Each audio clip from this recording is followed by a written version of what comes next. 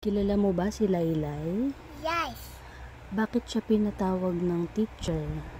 Ano yung ginawa ni Laylay?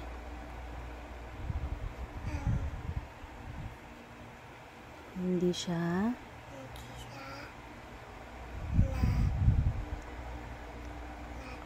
Tinus. Ano po, lakasan mo? Kasi po, hindi siya natitinig sa Diyos. Hindi siya nakikinig sa rules. Very good. Sila po saway. Kasi po, gusto po na pasaway. Sumunod sa mga rules? Kailangan ba natin sumunod sa mga rules? Yes. Anong mangyayari kapag hindi sumunod sa rules, sa mga signs?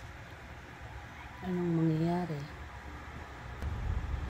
Anong pangalan ng naging friend ni Laylay? Yukay. Si Yokay.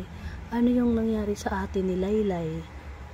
Na-aksidente siya. Na-aksidente siya. Muntikan siyang Muntik. muntik siyang Patay. mamatay sa gasaan ng kotse.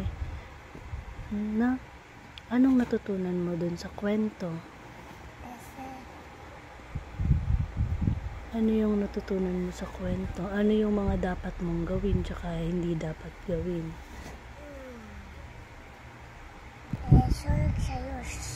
Dapat? Dapat sisunod sa Diyos. Good job.